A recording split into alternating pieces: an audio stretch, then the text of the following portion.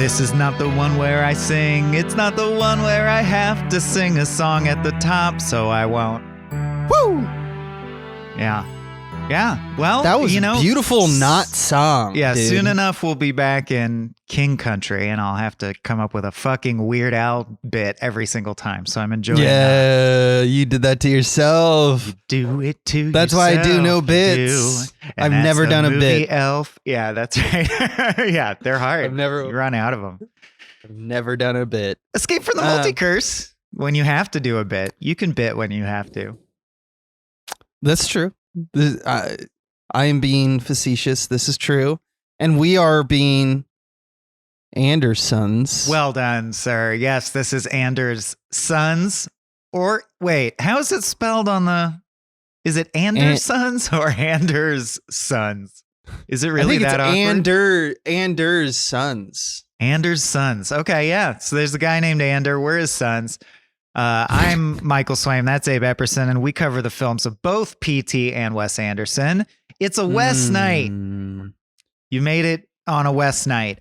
Today we will be covering 2014's Grand Budapest Hotel, which chronologically is right after Inherent Vice, which we covered last time.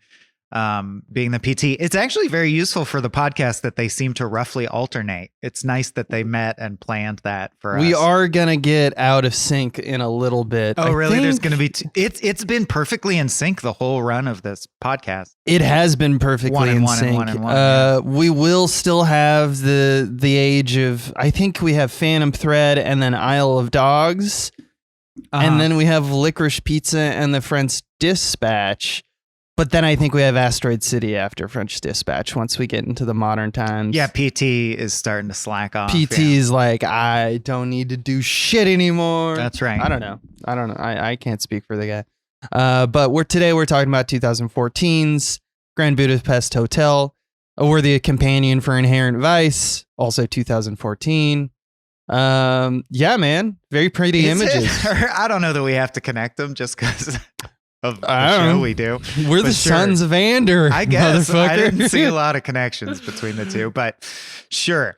We usually ingest the film through 3 spectra, and today is no different. We're going to start with diegesis, where we run you through the events of the film. I vaguely remember having seen this film when it first came out, but I definitely needed a rewatch. A bunch of it felt new to me, and in case that's you too, here's what happened in it. Mind if I start us off, Abers? Oh, please take care of business. Oh, please. Okay. It's got Ray Fiennes, F. Murray Abraham, Jude Law, Saoirse Ronan. This takes place in the nation of Zubrovka, I want to say, which is identified as once the seat of the empire. And that's all you really need to know about it.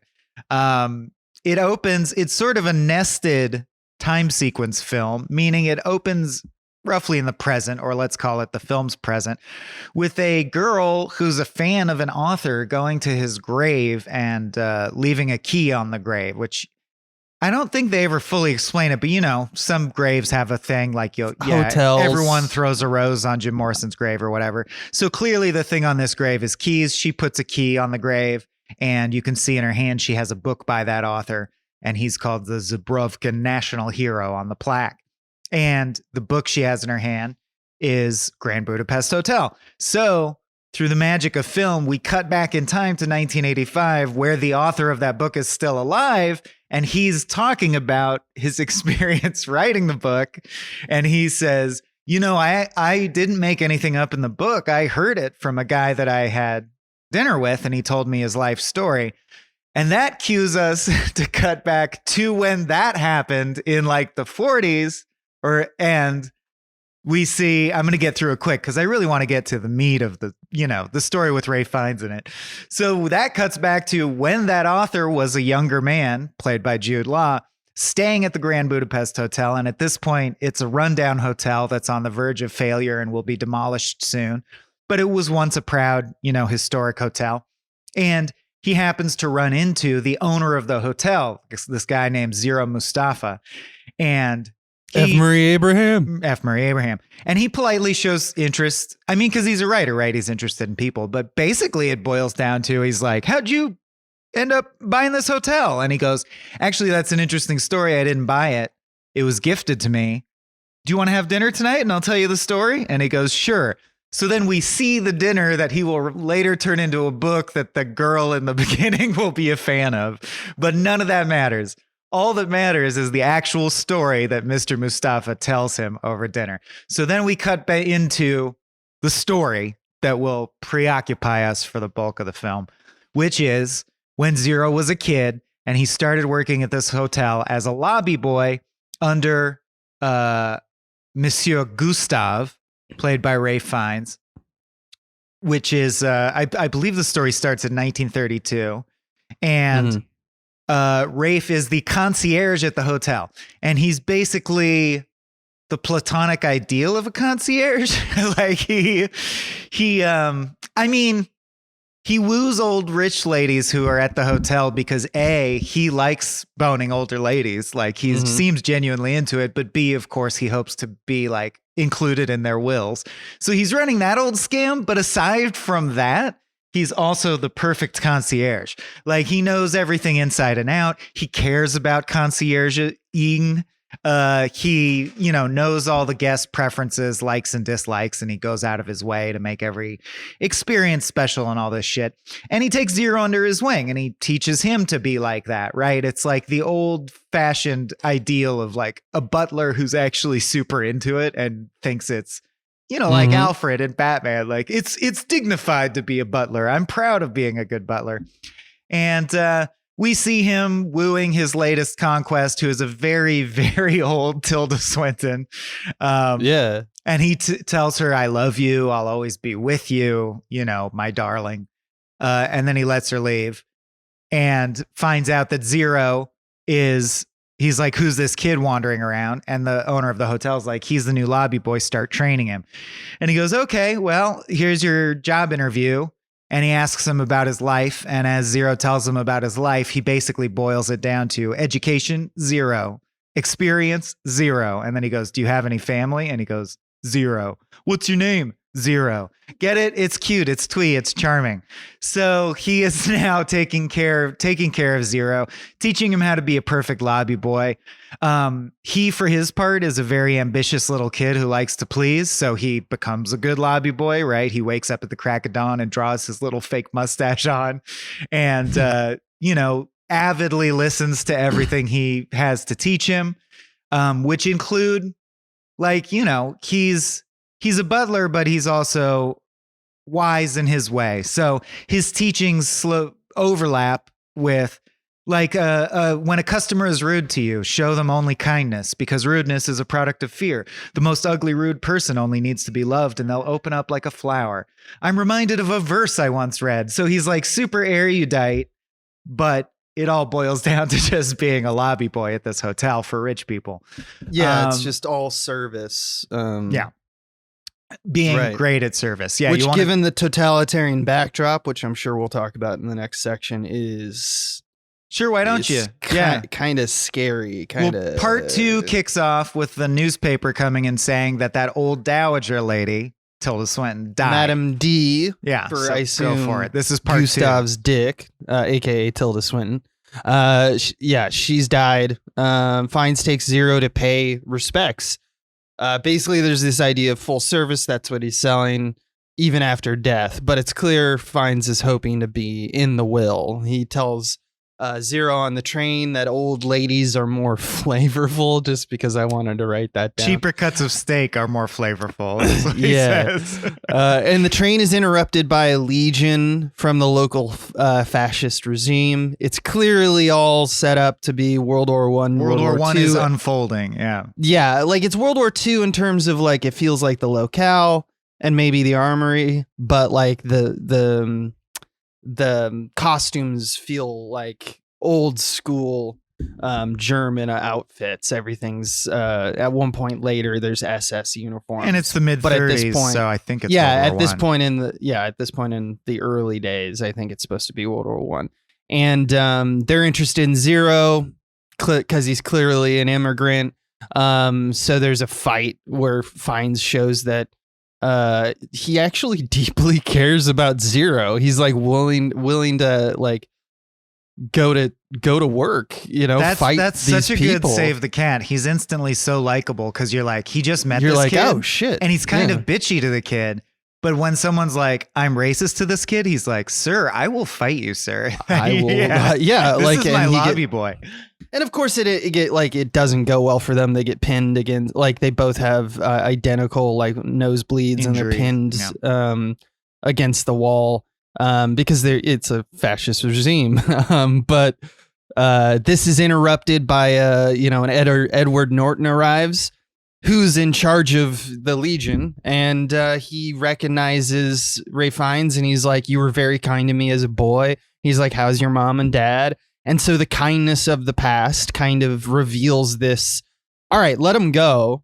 Edward Norton is like, also here's like a temporary green card or something for Zero. So he basically just lets him off the hook and apologizes for it. At Swinton's funeral, it's an open casket funeral. It's also when the reading of the will occur. And before anything happens, and this is why you get the feeling that, he's a little bit of a con artist, but like, not really. Like, he actually believes what he says and he loves her, is that the first thing he does is he goes to the coffin and he speaks to her like a lover would, like she's still alive in a way. And he like kisses her, and then they stumble upon the will reading, which is led by Deputy Kovacs, who's played by Jeff Goldblum. And it turns out she left a famous painting to Ralph Fiennes, which her son Boy with Adrian, Apple. Boy with Apple. Great name for a made up famous painting. Right, which is apparently a masterpiece. And it's Adrian a Van Hoytel.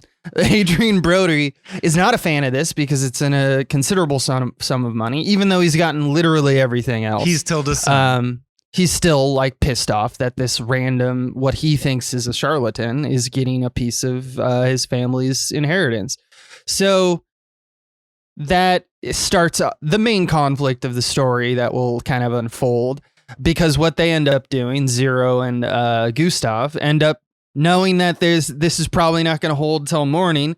That night they abscond by taking the painting and replacing it with a lewd drawing of two ladies beating each other off, which I thought was pretty cool.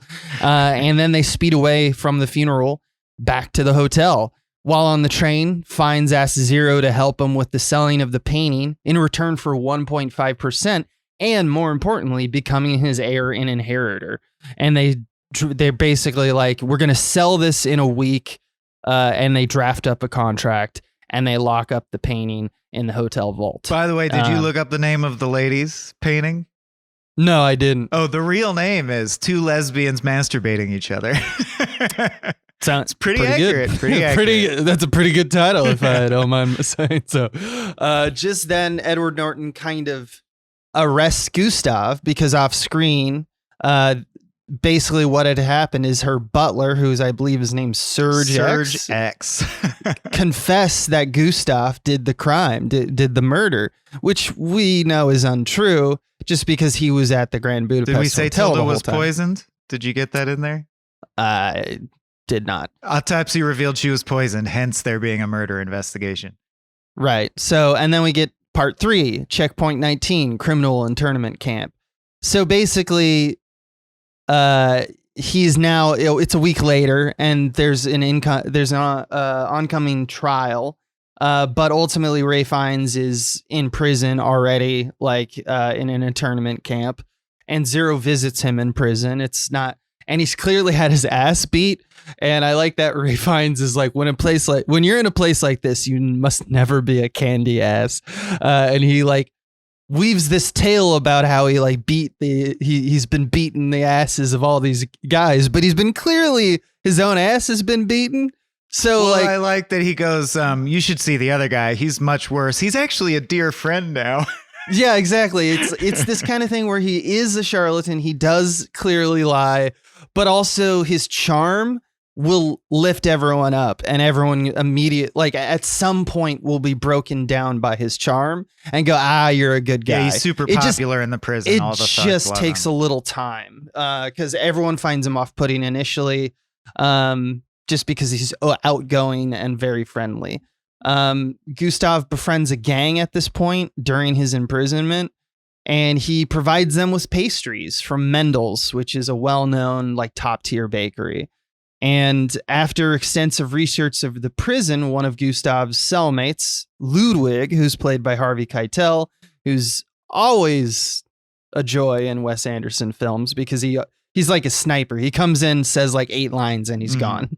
And in this case, it's no different. He's got no shirt on and he's tatted up. And he tells the gang that they can escape.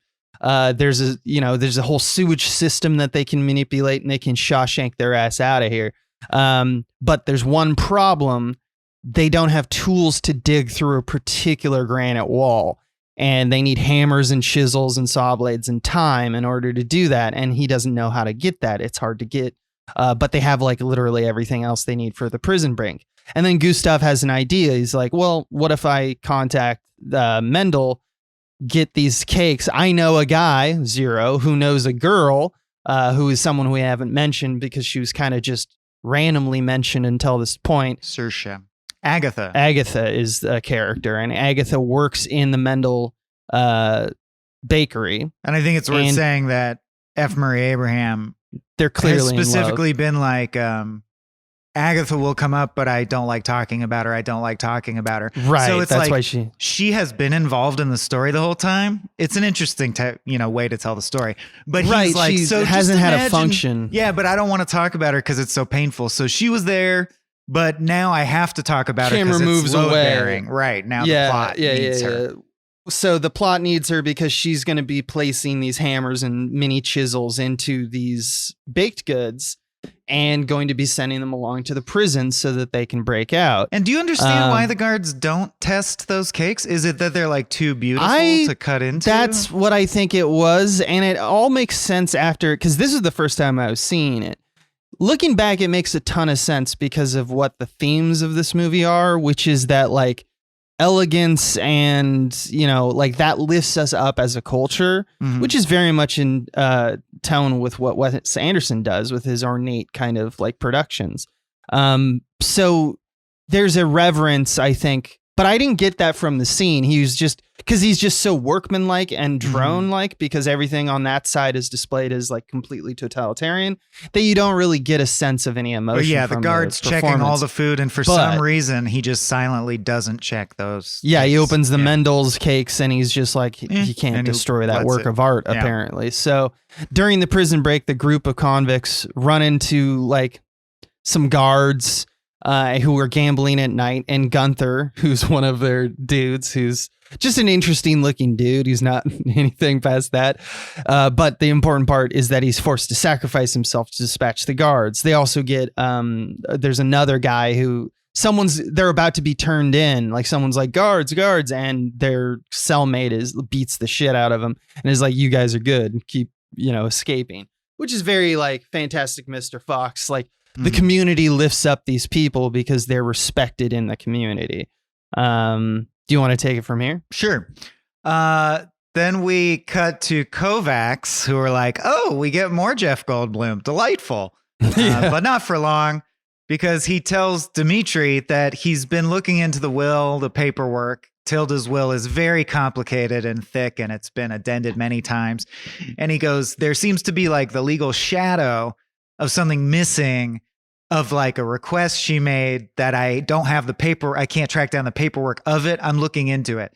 And Dimitri, Adrian Brody, is like, don't look into it. Give me my money and fuck the painting guy. Why are you looking into this? Are you not my lawyer? Like, just do what I tell you. And he goes, well, technically I represent the deceased, so I'm obligated by my like duty as a lawyer to look into it and make sure the will is actually executed properly. This pisses him off, so he sends his henchman, Willem Dafoe. I mean, in retrospect, he obviously sent his henchman over to like follow. Who's a wolf? Who is essentially a wolf in human form. Over to follow. Yeah, he's like a guy you don't fuck with. Follows Kovacs. There's this intense, chase where it's more like I'm still maintaining appearances. I'm walking a little more quickly. I'm turning a corner, but it's obvious that Willem Dafoe is chasing him. Willem finally takes his shoes off and sneaks up on him in just his socks. And he thinks he's escaped, but just when he thinks he's escaped, he places his hand on the side of a big sliding factory door, and Willem Dafoe slides it shut and cuts all his fingers off. And we can presume kills him because later it's like he went missing. But he carefully picks up the fingers and, takes them away. And that's sort of the Lawrence of Arabia glasses shot of, well, he's dead now. Meanwhile, Zero tells Agatha that they stole that painting that's priceless. And he wants her to know where it is in case they both get caught so that she'll have it. And she's like, I don't want to do that. I don't want to do that. I already sent the digging implements. I don't want to be any further complicit in this crime. So they're arguing about that while the prisoners are escaping. Let's see. He sacrifices himself. You said that. When they finally get out and Zero meets them, right? Zero is Gustav's getaway driver.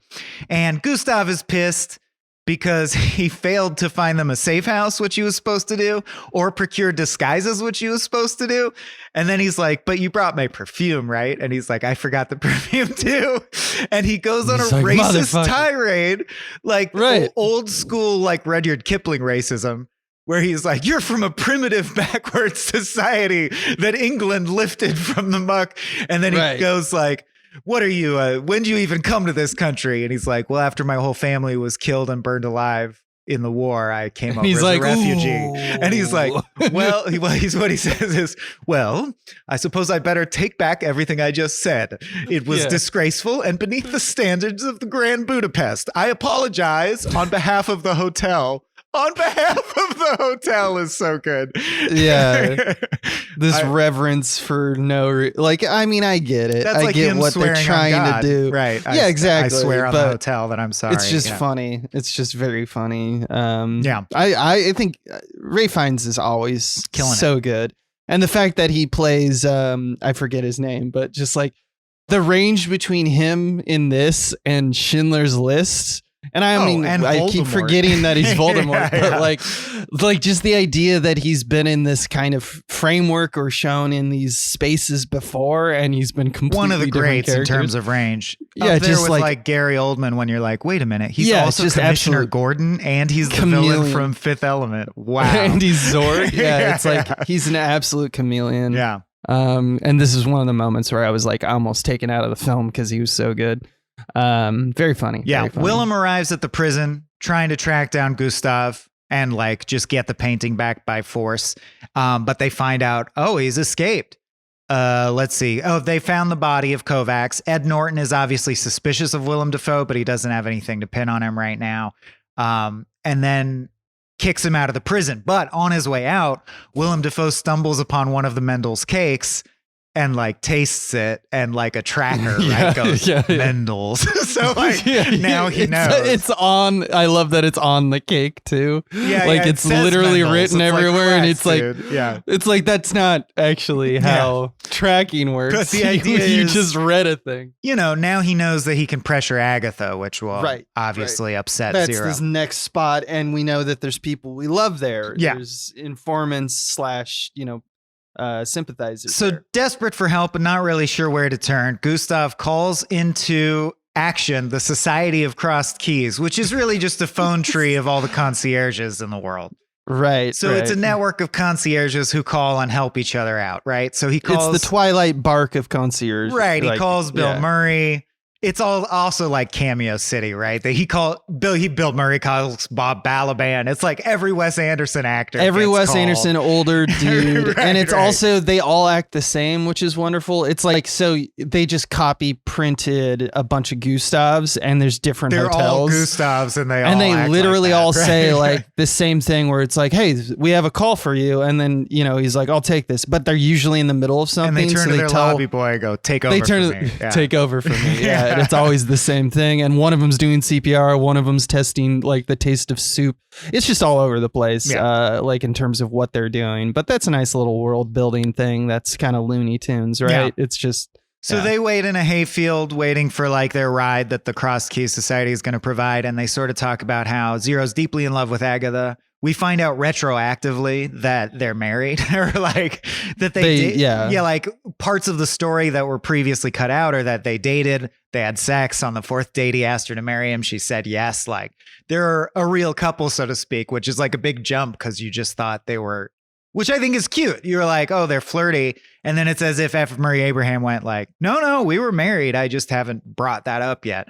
Yeah. And it's also like F. Murray Abraham telling the story of the Grand Budapest Hotel, which he is not a main character. Like he's not the main character. Right. Gustav right? It's Gustav's tale because that's how much he loves Gustav. But he says like he wrote a poem about her, which was inspired by Gustav's love of poetry. And Gustav lets him have a hit of his perfume, which is like, oh, you're a man now. So the father-son thing is really getting cemented. Dmitri finally realizes that the painting was replaced with the painting of the women masturbating and says, what is the meaning of this shit? And orders Willem to go threaten Serge X's sister. Now that because basically they've figured out through Mendel's and tracking everything down, everything that happened. And the person that they can put pressure on at this time is Serge X's sister because they want to track him down. Because we strongly get the impression, and then later it's confirmed, he killed his mom, right? He killed his mom, poisoned her, and is trying to pin it on Gustav to get the painting back and wrap everything up in a neat little package. So now it's like, oh, Willem is going to try and track them down and kill them. So the stakes have been raised. Agatha is all alone at Mendel's and she hears a sound and then there's a visual shot that cuts off her head, which is a cool technique, I thought, because you're like, oh no, Willem's going to kill her right now. And then it hard cuts to fake out. It was actually Serge's sister's head, but she did get decapitated. So Willem is like working his way closer and closer to them, killing people. Ed Norton is investigating in his official capacity as like a soldier guy, and finds out that the sister got a telegram from Serge, who's been missing and is like on the run, laying low, who was told Serge told her to come and join him, but she never made it. She got decapitated first.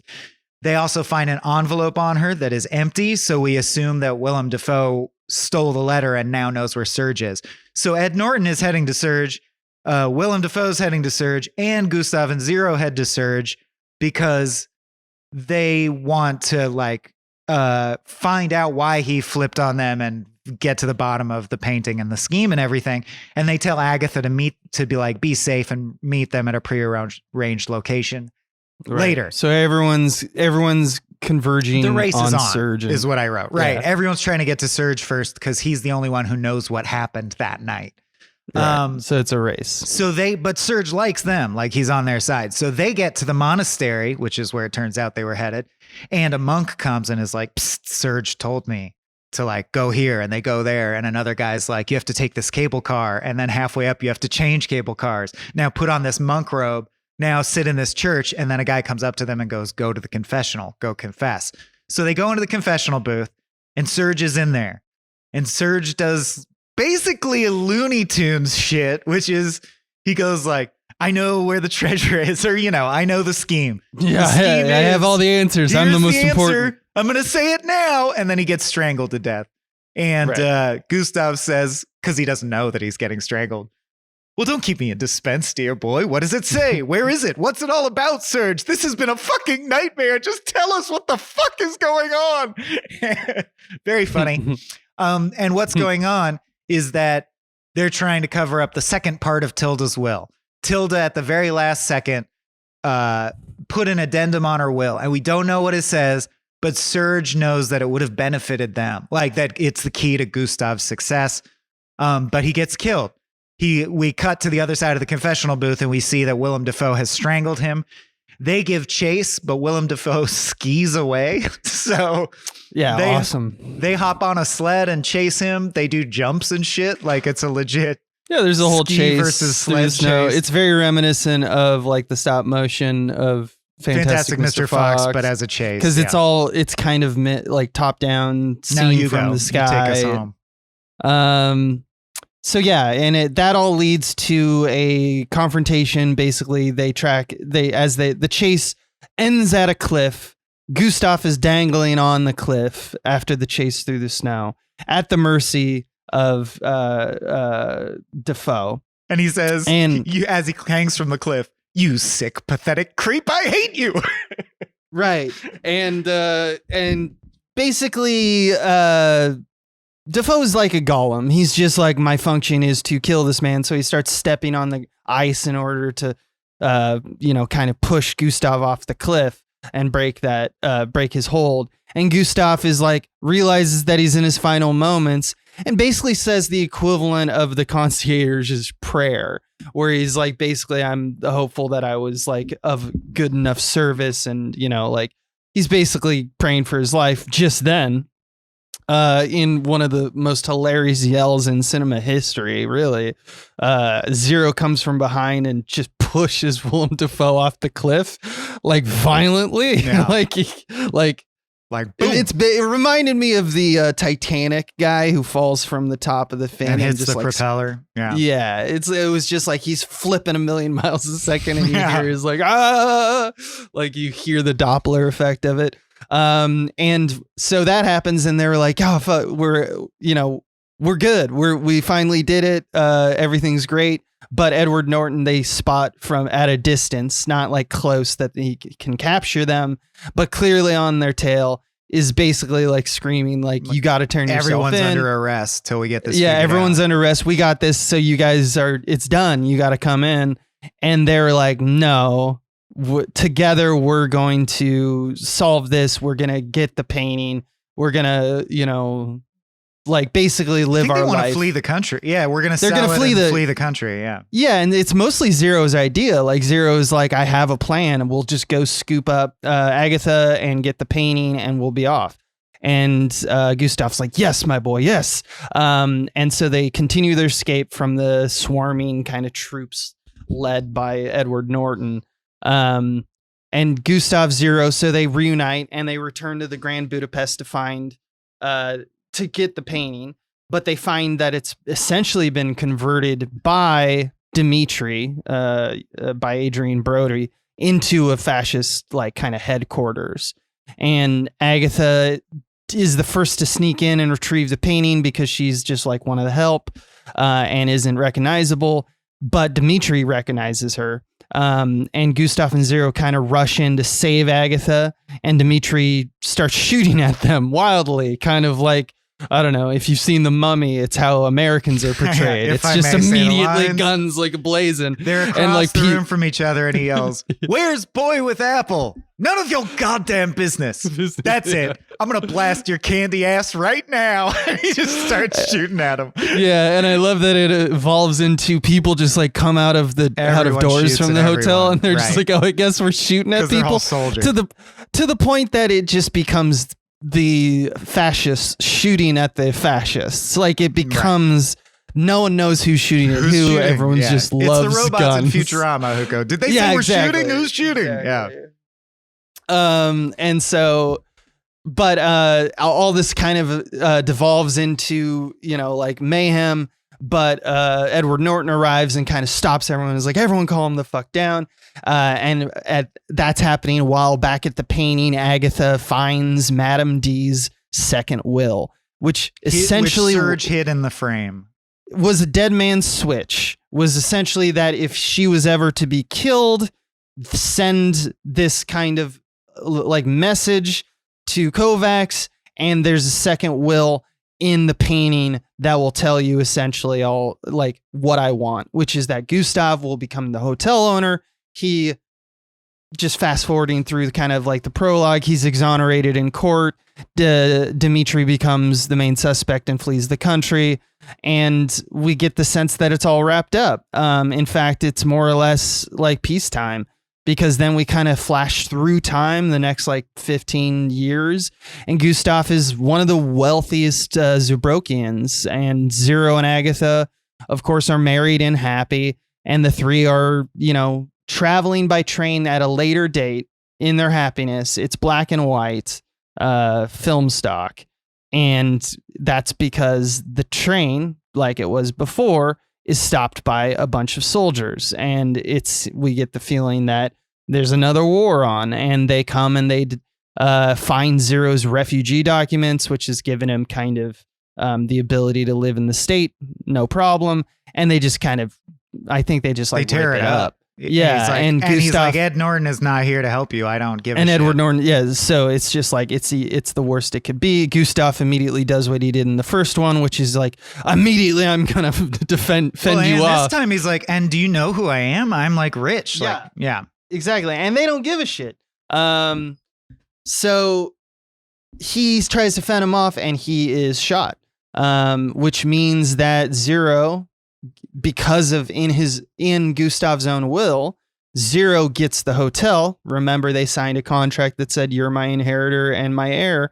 And so all of his fortune, the hotel, everything he loves, gets maintained now by Zero, and that's Zero's story. And he maintains the Grand Budapest Hotel all the way into the 80s until it's like eventual decline.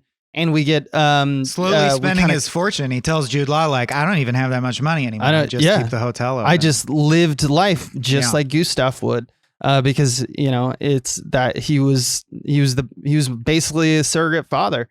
And so Jude Law is kind of back in the 80s, and they're listening to this, and he asks him about Agatha and asks him why specifically did you keep the Grand Budapest? Like it loses you money.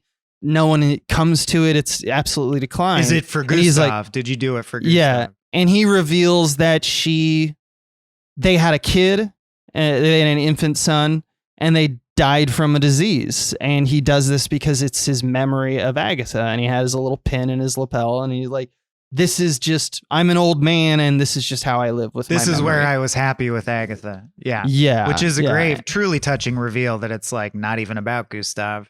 And also that the disease, he makes a point of saying, like 30 years later, that disease could be cured by a round of antibiotics in a week. But they got it before we knew that, so they died. Which was true, it's like crazy. True about wartime, like middle of the century wartime, right? True about smallpox. I guess it's true about any new epidemic. But yeah. So and that's, I think.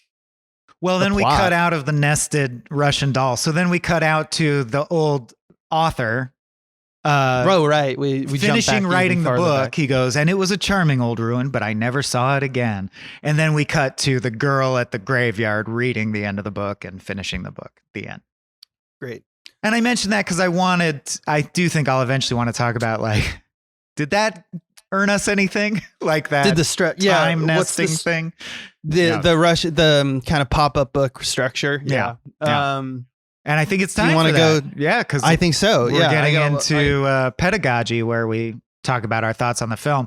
So yeah, I want to. I mean, maybe talk about whether you thought the time breakage was good or bad, or that nesting thing, or just anything. But I just want to start by saying, and longtime listeners know, Abe leans anti-Wes Anderson, and Moonrise Kingdom, or the last Wes we covered, I called it as, I'm like, this is the dividing line where he jumps the shark and becomes a twee parody of himself that I can't abide. I take it back. I love this movie. Like, I think Budapest is actually one of his best movies. It's all right. It's funny because Moonrise, Fantastic Mr. Fox, Grand Budapest, which I'd call his like middle to late period, have a lot of the same shit going on. I'm not saying this to like dock it.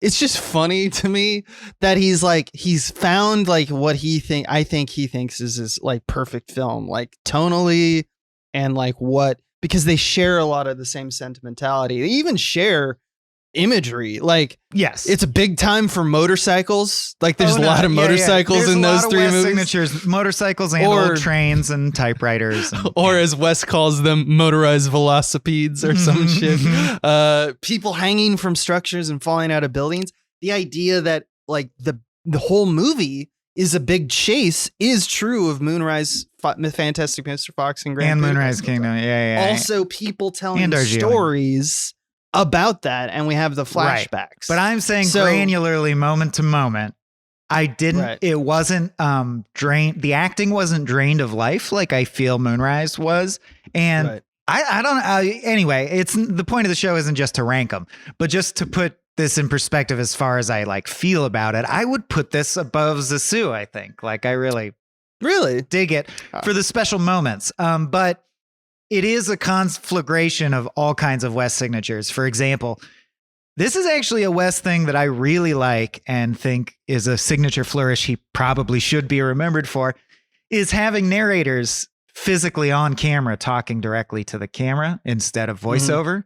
That's cool. I like it. It works well here. Or mixing it, yeah. I really like how he's started to unabashedly incorporate the things he learned on Fantastic Mr. Fox into the film, meaning, like you said, this chase sequence is animated with miniatures and stop motion rather than being a filmed chase sequence. And even at the beginning, when we show the grain elevator that leads to the hotel, it's made of like paper cutouts. Like it almost looks like a Monty Python Terry Gilliam animation. I think that's really interesting. That's a new thing that he only starts doing at this point. He does it in the future, but yeah, it's the pop-up books. And then right? he treats, and of like his signature that he always does, he treats the hotel the same way he treated Steve Zissou's boat. It's like the set is incredible, or like a Firefly treats the Serenity. We really get to know, the Turkish bath feels like this. This must have been an art designer's dream, dude. It's 3 different periods. Oh, I mean, fantastic locations. Yeah. Very hard to film because all those wealthy spaces. But there was like this, what was that? What did you just mention? There was like the middle kind of phase where like the Zissou period, that time for Wes Anderson, he was really doubling down on dollhouse filmmaking, and you can go back to those episodes or just like kind of look up what that means. And like, basically it's the, imagine dollhouse filmmaking is like you saw down, like take a building, take Zissou's submarine basically, and you cross section it, and then camera is free to move left and right. And this comes from it makes sense. It comes from like the French New Wave. There was a lot of films that did this, like Tout va bien, and so like Wes Anderson is literally taking a story tradition of like what's a possible way to shoot like a household by moving through the rooms. And it was actually originally invented for the stage. There's a very famous set designer who did it for, I believe, Death of a Salesman, and everyone was like, I'm stealing that for movies. Right. And so he used to do that a lot harder. Like he was very into the liminal aspects of like, so we see Bill Murray talk and have a scene, and then he's like, also include that we move through the rafters, and then we have another scene, and that moving through the rafters is almost just as important. He'd relish it. He'd spend time going around. Now, I'm not saying that like he thinks that that's now an amateur move, but I think he like flirted with that. That almost became like his identity for a while. Right. Like a lot of his films became that, and he still now has it in his bag of tricks. But now he's like, no, I just want to cut to the chase. Like, and I just want this storybook flat. And have fun and spin the plates. And it's like, so he's actually detaching, even though he knows exactly what he is and what makes a Wes Anderson film stylistically. He's starting to lob off parts that he's like, yeah, I was enamored in it because I'd never done it before, which is like how an artist develops. So I do notice that kind of mentality or that waveform that Wes is going through his career, just like P.T. Anderson does with like, just look at how he approaches Steadicam in Boogie Nights and how he approaches Steadicam in There Will Be Blood. One is like bombastic and like, ooh, Steadicams are awesome. And then one is like, I'm going to do a very particular move, and it's going to mean basically everything you need to know about the scene. So it's just like they're honing their craft, basically. Well, we're Rolodexing the Wes signatures. He also does the joke from Rushmore and multiple other Wes movies. When they accuse Gustav of murdering the old lady, he stands still for a few seconds and then suddenly sprints into the background of the shot. Yeah. So Wes Anderson. Wes Anderson loves this thing where it's like silence, run away, random. Run away. And it's usually almost always like, it's very speedy for the person, but because they're minute in frame, because he has these wide frames that include the space, it's actually, that's how you slow down someone in film, is you make them smaller in frame so they cross less. If you want to make someone fast, for example, and you had to shoot a film and it's like, make this guy fast. Like, how do you film Sonic? or something like that. The way in which you do it is you do a lot of tight shots, right? Because if you do that, they cross frame velocity. Yeah. They cross frame quicker.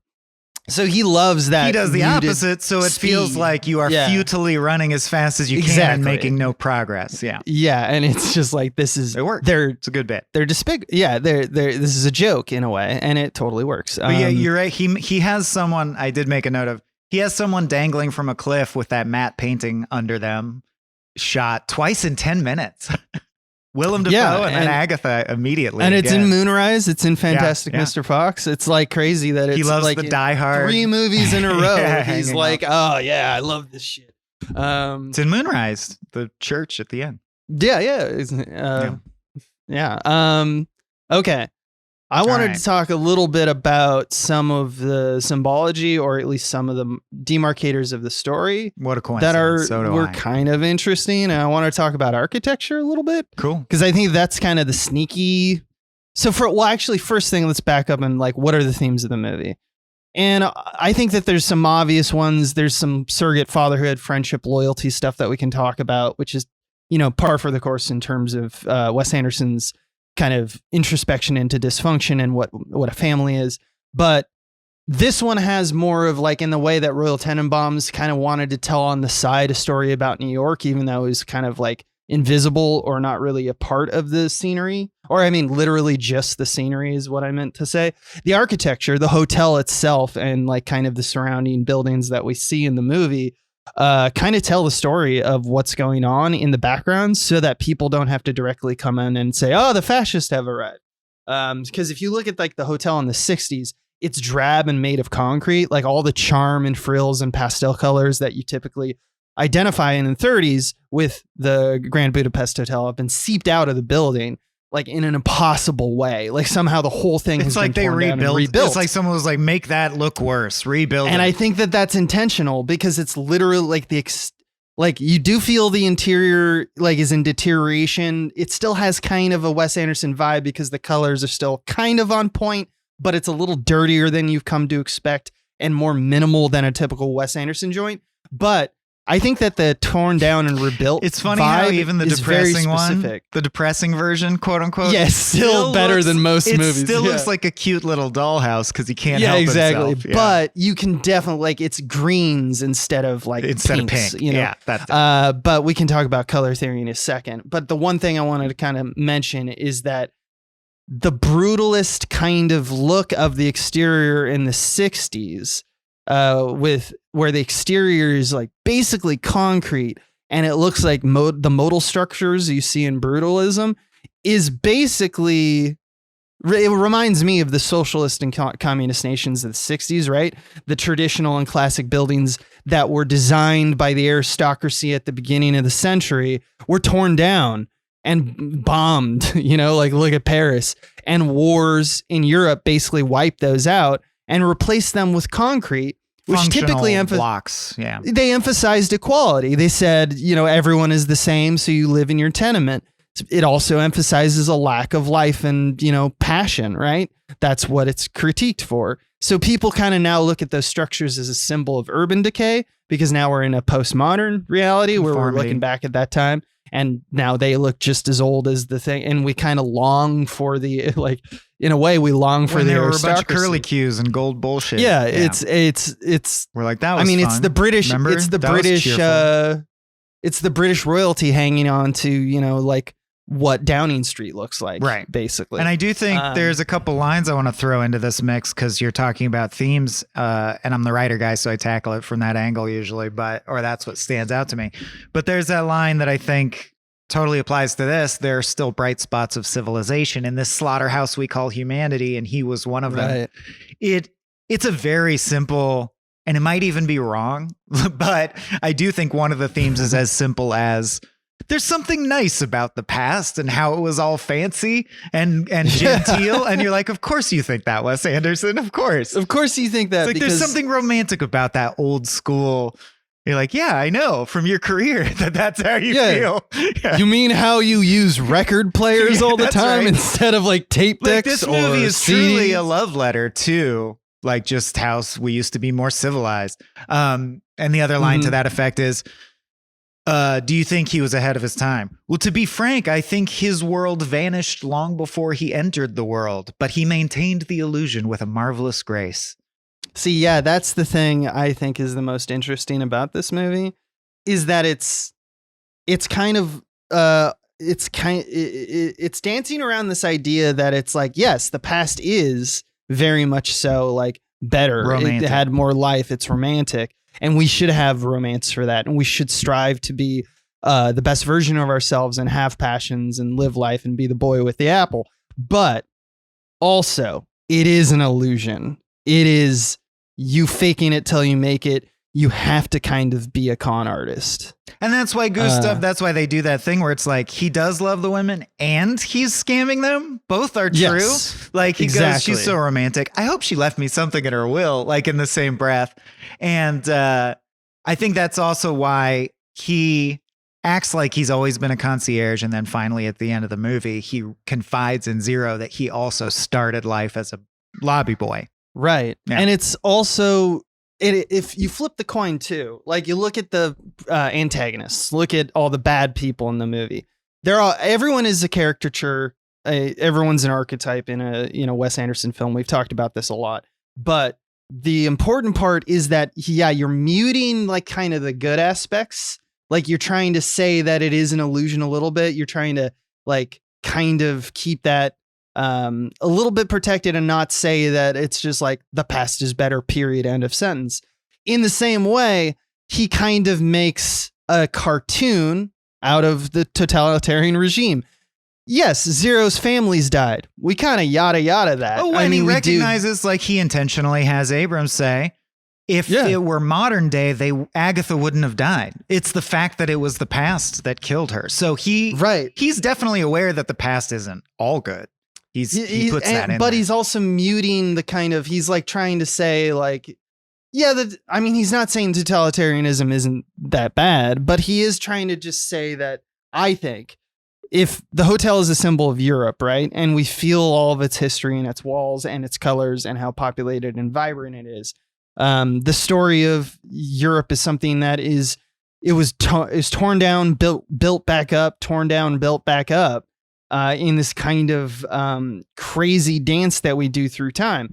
I think that there's some kind of aspect that he wants us to see these things as line motifs just because he wants us to see the repetition of it. So that's why he does it that way. I think that is pretty smart. It also means that you can't I don't think you can make a crazy meaningful message. If you want to make everything down into an archetype and a cartoon level, it's tough to then be resonant in terms of like your thesis is something that is like pointed and real and very specifically trying to take down something, And so I think it's just has to deal with the aspect that Wes Anderson is a fairly apolitical filmmaker. His point is usually the balance of things. He has things that he's interested in, but he's not taking anyone to task, right? He's not trying to make a big statement about totalitarianism and its role in the history. He's kind of making them like at one point, as he seems to use Ed Norton, everyone around Ed Norton has accents and acts like they're Eastern European. Yes. Ed Norton just talks like Ed Norton. Yeah, we saw that in Darjeeling as well, as like the wisdom has to kind of placate this kind of like the viewer has to see it in the way that he wishes, which is someone narrating it to you, and he needs to look a certain way and feel a certain way. And I think that that's not a problem. I'm not trying to lob these things to say that Anderson is making bad films or anything like that. It's just the way in which he approaches the filmmaking is like he does truly want it to feel like a pop-up book, a story, a fairy tale, something where there is the darkness is kind of held back and so is the brightness. He's just kind of muting the colors to form these pastels that kind of just are enjoyable to look at.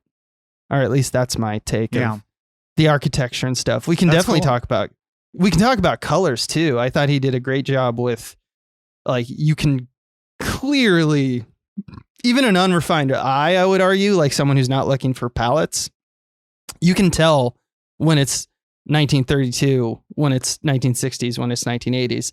Not just because of obviously the aspect ratios, which we'll talk about, I guess, in the next section, But just in terms of the palettes, like 1932, you got pinks, orange, browns, purples, reds. That's basically as lush as it gets, and it's as saturated as it gets in the film. And then the 60s, you have the post-totalitarian era, right? So you have the browns, greens, blues, grays, everything's a little bit more muted. And in the 80s, you have the browns return, the oranges return. It's kind of a marriage of the two previous palettes. Like a little bit of purple, you get a little bit of the cooler colors coming in. And I think, once again, it's that idea that the history of the place keeps its history. Like, its history is felt in the walls. It's literally felt in the colors. So we have that, like, if you look at the Shrine of the Author and the Lutz Graveyard, which kind of bookends the film, all of that is super muted and cold. We also have that one scene at the train at the end where it's just literally black and white. And that's, I think, very intentionally for the totalitarianism is here. The worst part of, like, this is where Grand Budapest dies, you know, more or less. And I think that he's doing that with color, which he's always done. He's always been a color theorist. He's always said, like, let's mix these colors together. And that's now our new motif. I think that's what we get out of the time nesting, is that he doesn't want us to think of this as a period piece that we're living in, like Napoleon or whatever. He wants you to consciously go, you're in the present. Now let's go back and back. Like, if he just started in 1932, that you would interpret it differently than if he said, let's look at the past from the vantage of the present and be nostalgic about it. It's very conscious cultivation of nostalgia, which I think is effective for what it makes it feel like a Wes Anderson movie. The other thing I really wanted to bring up that I noticed this time, since we're talking like symbological or like structural decisions, did you notice, because there's a lot of poetry recital in this, Gustav and then Zero, and finally Agatha, Gustav and Zero never complete a poem. One of the recurring jokes is it's always cut off in the middle because no one gives a shit about your poetry recital, or something comes up or it's too zany, right? We have to move on. The plot has to move on. Including when he's dangling off the cliff and he starts to recite a death hymn. Zero interrupts that to kill Willem Dafoe. And then finally, I just noticed on this watch, Agatha completes her poem at the end of the movie. That's the first poem we've heard in its entirety, the one that she wrote about Zero. So I really liked that. It's just a flourish. Like, I don't know that it means much, but I liked that. And then there were jokes I really liked. I really liked, did he just throw my cat out the window? That's a good thing. That was really funny. I mean, Jeff Goldblum is so good at that deadpan kind of like, window? What just happened? Also, Willem Dafoe killing it with how he throws that cat out of the window is the funniest fucking way you can throw a cat out the window. Yeah. Because he like doesn't rear up. He's just very stoic. And then he's like, and he just like launches it. And it just flies. Yeah, and then we get a sad shot of Jeff Goldblum looking down at his cat, and it's completely bloody. It's popped, and it's just like, oh no, that's a terrible thing to see in a Wes Anderson film. It's true. Like, you don't see blood and guts not much. Often. Yeah. Oh man, I just started watching the first episode of The Boys, and that's I don't know. Well, I mean, it opens with it's just like blood. That show is just like, can we find an excuse to make the scene where like we just eviscerate a body? Well, they famously drive a boat through a whale or a shark or something. It was just very funny because I watched that back to back and I was just like, Wes Anderson. Now there's some gore. I did not have, like, I've had filmic whiplash is what I guess I'll say. Good movie. Can I say stuff I didn't like before we move on? Before like sure, this I got section a few, leaves? I got like one or things. One or two things. Positive or negative? Just observations on what he's doing. I think we should shove the negatives to the end, so you do those. Okay. Well, I'll try to wrap it up all in one big kind of idea, which is kind of, I referenced this idea about the boy of the apple representing something, right? And it's obviously represents Gustav. He even poses with it and smiles like it in like an Edgar Wright, Timothy Dalton in Hot Fuzz kind of way. And you can see why. He's playful and boyish as a person. He's tied to pleasure and youthfulness and the idea of passion. But also it's an old famous painting, so it's the idea of a lot of people would look at it and go, why is it worth that much money? And the answer is we think it's neat. It's old and we like it. It's a masterpiece. That's what Wes is about. Yeah. And the Grand Budapest Hotel had a time where it was a masterpiece, right. and it was done under this guy's control. So he represents the Budapest Hotel at that point. And the boy at the apple, he's the salvation. And that's kind of, we also do that again with Mendel's, right? The bakery. That saves people in almost a serendipitous and it's the way value of multiple craftsmanship. times. Anything can be raised to the level of art. Baking and blah, blah, blah, and blah, blah, blah. And even being a concierge. He raised it to the level of an art form. And I love the Mendel's stuff because it's the serendipity is there, but like obviously they get it's plot informed. They get the digging tools through Mendel's, but like when Agatha and Zero fall off the ledge and they land safely, it's in empty Mendel's boxes, almost like indulgence saves the main characters. Mendel's is also where Agatha and Zero fall in love. So like there's this representation, I guess, of like what saves us. And well, it's friendship, it's loyalty, and it's indulgence in the passions, right? And that usually comes with a negative, like hedonism is typically portrayed as a negative. There isn't any hedonist. It's in moderation. Other than he likes to fuck old ladies, but even that is like, I don't know, you're allowed to do that. It's never shown like, hey, this is bad for anyone. It's like everyone's just having a good time. And like kind of the last thing I wanted to mention is like, I guess that surrogate fatherhood, like, so not only is he like an orphan, Zero, but like his mentor now is someone who truly cares for him as his disciple. Yeah. And the whole story is kind of about how the inequality of those in power are taken down by those from within, right? And it's not done with hatred in their hearts where they're like, I'm going to hatch a plan to take these fuckers down. It's not like Saltburn or Talented Mr. Ripley, where it's like becomes vengeful, but just by being present with people, having honest acts of service, you're going to win them over to the higher path of like, we're all humans and we all have passions and we can enjoy them together. And you notice that all the enemies in the film aren't portrayed as helping anyone but themselves. They're also, again, going back to color theory, all portrayed in black. Did you notice that? Everyone who's good, all the bad guys wear black, is colorful in color palette because they're usually the help, and so they're wearing a uniform. Hardly worth mentioning. Yeah, and you get this feeling that they think, the enemies of the film think that everyone else is cogs in their machines to be disregarded as invaluable, which is why the fascist background works. At one point, we see like when Adrian Brody takes over the Grand Budapest Hotel, he has all these flags. And it's like so on the nose. It was ZZ, but the inside the Z's, it's clearly an SS. It's the SS. So like if you take all the horizontal lines out, it's just SS. So he literally is doing like Nazi. He does. He's not trying to hide it, And there's no real contrarian bone in this movie. It's just people who love each other trying to survive. And that's all that I think that Wes Anderson wants to tell. The more I watch his films, the more I realize he just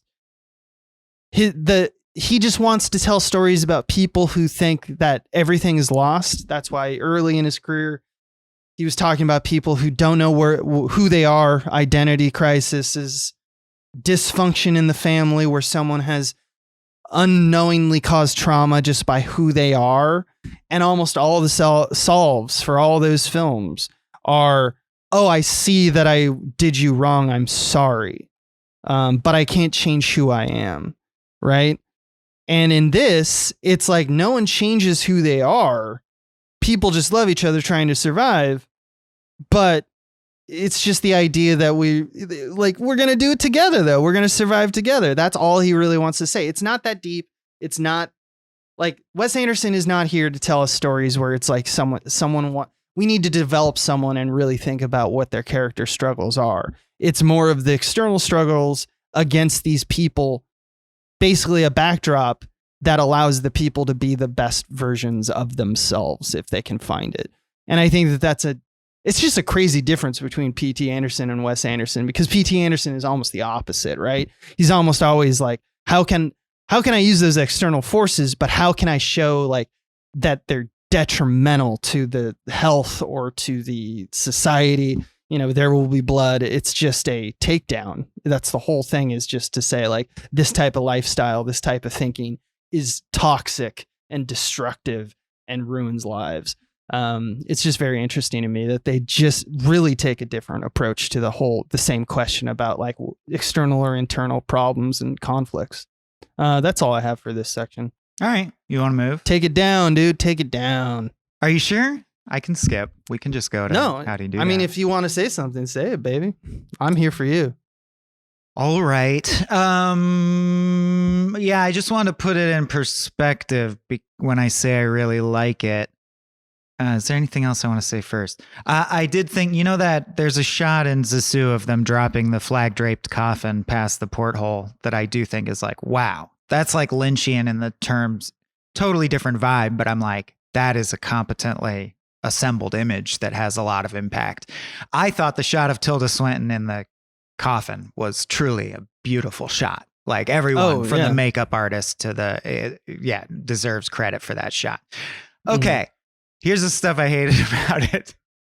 This is the first movie where he starts doing this, which is the narration is punctuated by dialogue, like in a novel. Like the narrator goes, and then he said, and then Schwartzman goes, blah, blah, blah, blah, blah. And then the narrator goes, to which I replied, and then I hate that. Don't do that. It's funny because sucks.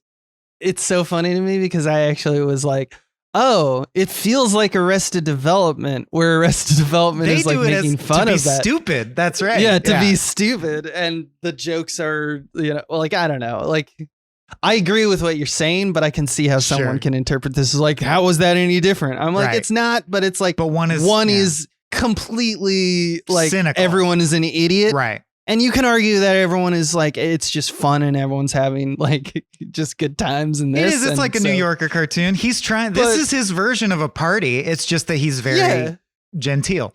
The frame where they're in the elevator and he's seated talking to Tilda Swinton, and the lobby Zero's in the back holding a golden tray, and a super tall elevator boy is. Anyway, there's other frames in this movie that are so Wes Anderson that it's painful that I'm like, I can't look at that frame. Is it the tweeness? It's the tweeness. So then the pinnacle of the tweeness is when we first meet Agatha.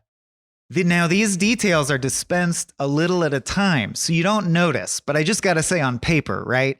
His love interest is a girl who works at a bakery and rides her bike at dawn around the town to deliver baked goods with a weird cookie holding device that she made herself with a birthmark on her face shaped like a map of Mexico. Jesus Christ. That is literally like a bunch of characteristics I would brainstorm at Cracked to be a parody of this shit.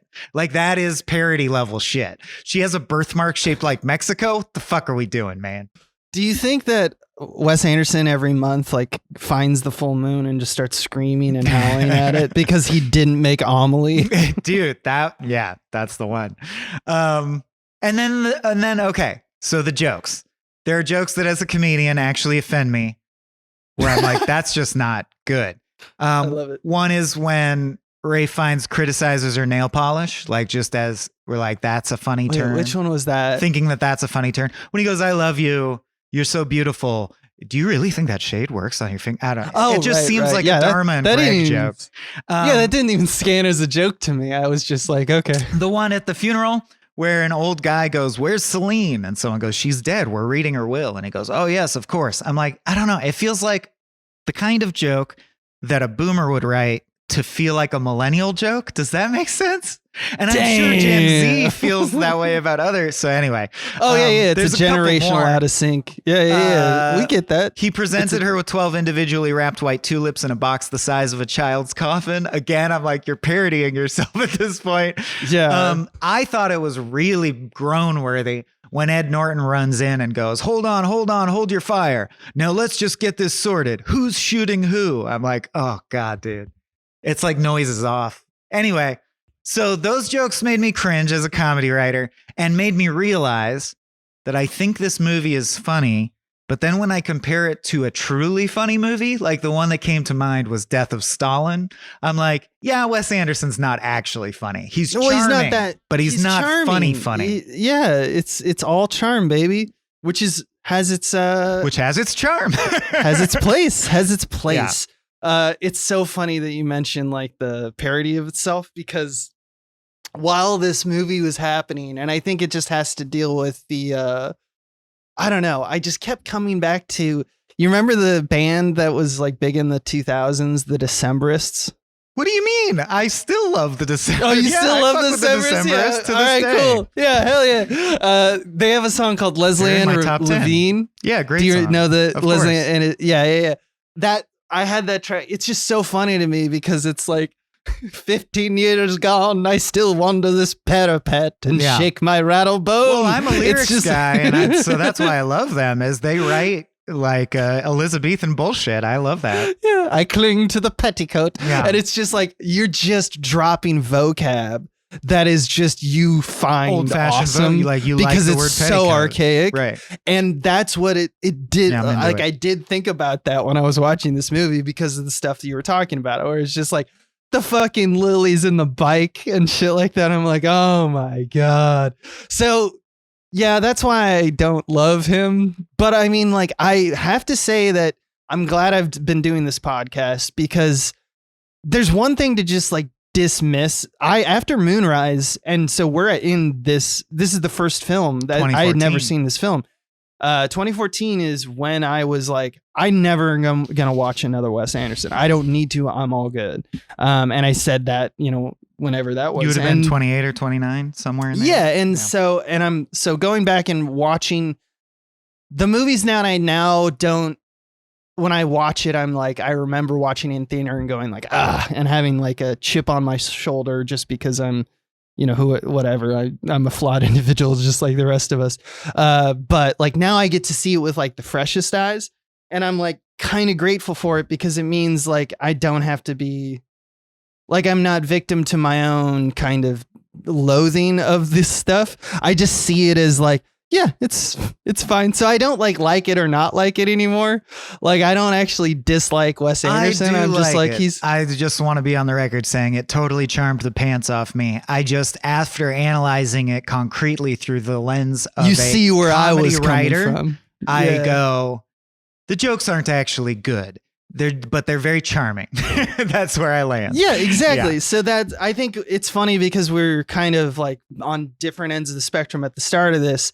And over time, we've kind of gotten both to the middle of the spectrum. Middle. Yeah. How dare you fuck my mother? I thought you said I was gay. You are, but you're bisexual. Like, okay. That's a middle of the road joke. It's a middle of the road. There's another joke at the end. Doesn't he say like goodbye after that? Oh, well, what is funny is he goes, I'm leaving. Just turns around. Yeah, he just says I'm leaving. Yeah. Which is funny because that's how you deal with that situation, Yeah, actually. yeah, that's a very healthy way to deal with it. Also, do you think from Dimitri's point of view, isn't he right? Up until the point he pulls a gun and starts shooting. As far as from his point of view, this dude just started fucking his old mom to get in the will. Doesn't that's look not good. Yeah. It doesn't look good. It's a story that we've told a lot of times of the charlatan that comes in. Totally. And does this. Yeah. He's a younger man, all that stuff. It has the looks of it, but it's only because he isn't privy to their relationship. He didn't talk to his mother. We know that he's actually sweet. Right. Right. And if he was actually a good person who like talked to his mother, asked her how she felt about him and stuff like that, he would not have this issue. But because he's a selfish kind of, little Lord Fauntleroy, where the world revolves around him, he didn't care about his mother. He just wants the money. Yeah. So that's kind of, I think, what that's supposed to be doing. Right. But like, you're totally right. Like the whole point, I think, is it's manufactured for us to be like, Adrian Brody, I see why you're doing that stuff, but do you have to go so far? Yeah. I feel again, like the apoliticalness. I feel like Wes Anderson's superpower is that he's incredibly nostalgic, but he also recognizes that the past decays. Like he looks back at the past with a romantic sadness. Yeah. No, he's got like, if there was a person on the earth that I'd be like, who's got like theories about nostalgia, he's like on the top. Or like how to make nostalgia function on film. How to make it function, but also just like dwelling in it and understanding. Because there's times that you can tell that he's sitting in his Parisian kind of apartment with his fucking typewriter with the floral prints on the wall, and he's just like, this is all bullshit, right? He's had that moment, but he sticks to it because he knows it's like, it's the job, it's his work, and it's his brand. But I think he's developed over time and been like, all the little playthings that I thought that I was just gonna treating them like dolls, he's doing that less and less, right? As time goes on, it seems that way. Even though he literally, the last film or 2 films ago, he was dolls. Literally playing with dolls. The story-wise, you look at Fantastic Mr. Fox versus like Steve Zissou versus like Royal Tenenbaums relationships. Yeah, I would go to task on that if someone wanted to fight me. I would die on that hill. I'll fight you. I'll kill you on a hill. I'll kill you. Well. Then we move into our final segment, Howdy Do Dat, where we talk about behind the scenes and shit. And I know you had something about framing, and I'll just let you get to that by saying I have nothing. I poured through the trivia and behind the scenes information for this film. Nothing struck me as interesting. No, it's the only thing I'll note that I think is important to note for this podcast and this overview is this is the most award-winning and highest grossing Wes Anderson film. Which I don't know. It was the highest grossing independent movie of 2014. And it was Wes's highest grossing film to date. Because 2014 was a hell of a year in terms of independent movies. I mean, we got 2014 just had a series of bangers. And it won. It also, in terms of I guess that's in its own subclass, so it's like the lightweight class, because it's also the highest grossing limited release of a movie, meaning it only released in a certain number of theaters. That's just crazy. I don't know why, but lightning struck for this one. Everyone was like, I think it's like you see the poster and you're like, oh, a pink hotel, and it's Wes Anderson and Ralph Fiennes is in it. And I miss my Voldemort. Yes, please. I think he just did a great job with casting, as he always does. And I think it just had a very specific look that was like, if there's a Wes Anderson that you look, if you look at all the posters, I think this is the one you go, that's the most Wes Anderson, right? Because it's literally like a dollhouse. Mm-hmm. Yeah. So what are only a few things to mention? One of the ones is director of photography, Robert Yeoman. This is his 8th film in a row with Anderson. That's just kind of cool. I love that both the Anders sons stick with people as long as they can. Loyal. It's almost like building a stable of artists and working with them time and time again like a family is the best way to make a movie. It's almost like the best people do that, like Spielberg or Cassavetes or,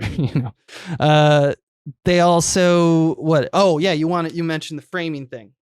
So yeah, we did talk about a little bit how he parses the movie into 3 different time periods, 1932, 1968, 1985. All of those, you probably noticed, had a different aspect ratio. And those are in 1932, which is old timey. That the aspect ratio is 1:3:3, which I think is 4:3, which is 16 millimeter, which is TV in the early days. This is where you recognize that kind of square shape. So it's very much of the time. In 1930, they were not shooting on 35 millimeter. They weren't shooting on a wider kind of frame. So it actually looks like the films of the time, which is probably why he did it. That's why it's square, which makes a ton of sense when you look at 1968, because that's shot in widescreen in 2:3:5. And that's just classic widescreen, right? And you recognize that if you have a 16:9 monitor, there's just a 10% cut on the top and bottom bars, or it's like 11% or something like that. And that's 1968. That's also on point because that's when like VistaVision and wide angle, or not wide angle, but like CinemaScope, that's the era of the widescreen. That's the Westerns. So 1968 is also of its time. That's the aspect ratio at the time. And then 1985, the most modern, is 1:8:5. And I think that they call that Academy aspect ratio, the Academy ratio. And that is like early Spielberg's films, all films basically for 2 to 3 decades were 1:8:5, just because that's like the standard I mean, more or less the standard balanced 35 millimeter frame. And so it's very of 85, like that's what they would be shooting in. It's only recently that we jumped back to 235 because I think we fell in love with like epics, you know, things like Harry Potter, things like Lord of the Rings. We're like, oh, you got to see that in widescreen, right? So it's only recently that we've done 235 a lot more on our TV and or like our movies, and also in TV shows have done that in the last decade or so. But I just wanted to say that it's a good tactic to kind of give you an aspect ratio. It's not there. He's not the first one to ever do this. A lot of filmmakers do this, and they were each picked because, you know, like you want to demarcate time just like he was doing with color. But I just really like that each ratio was picked because they were popular in the decade that they're set. Like if it's jumping through 3 time periods, it not only tells you where they are in the timeline, but your brain unconsciously, if you've seen, I don't know, films from the 1930s, old stock 8 millimeter, 16 millimeter, you know, it's in a 1:3:3 ratio probably, right? So it's not just that it feels different and your brain is going like, okay, so we're in a different time and something different has happened. We're also going like it's reminiscent of the time it came from. And I just thought that was, in terms of how do you do that, that's how he was able to only put up once this happened, like 1932, or only put up once in the movie 1968, and then never has to do it again. And no one is confused, right? Mm-hmm. So that's pretty cool. Yeah, that's kind of all. I mean, we could talk about, there's boring stuff about like the shooting schedule and how they shot it, but like, just know that like when you get it to a certain level, you're still going to have problems. We talked about this with like all the train stuff in Darjeeling Limited, where it's just like they had to get someone to say like, yeah, you can use a train, because it was like illegal to use trains basically. Mm-hmm. And so he made it work by building train cars and getting shots that he could get at specific times on a specific length of railroad that the state would allow him to shoot on. And it's the same thing here. German, like they shot in Germany. And one of the reasons he liked the area is that like, it's completely cut off by mountains, and it's like geographically isolated, right? And that also meant that area was fucked in terms of weather and the shooting schedule, and they shot at winter. They didn't have long days, like they had like 10-hour days. And like there's just so many reasons why they couldn't get a lot of shots per day. So they had to do really clever kind of scheduling in order to make it work. Things like filming night scenes at dusk, a lot of artificial lighting, and just getting fewer shots on, getting less coverage, which I know isn't a big problem for a Wes Anderson film. But like as a director, he was probably feeling the pressure of like, I'm going to do this in more or less a one shot. You know, I'm going to play it. I'm not going to cut around. I'm not going to edit. I'm just going to have these two bodies in space moving and saying their lines for like a page or two before I even need to cut, which is not typical for Wes Anderson. Wes Anderson does like to edit. He likes to show the faces and they're looking like right down at the barrel. You've seen it a dozen times. That's why you don't see those shots in this movie, is I think because that means you need an additional setup for coverage that you've already gotten. So that's something I notice about this film, is it's almost built out of necessity, which is interesting because it seems also the most lavish and adorned of all of his films, just by looking at the locations themselves. That's it. Yep. I got nothing, man. I'm playing StarCraft 2 over here.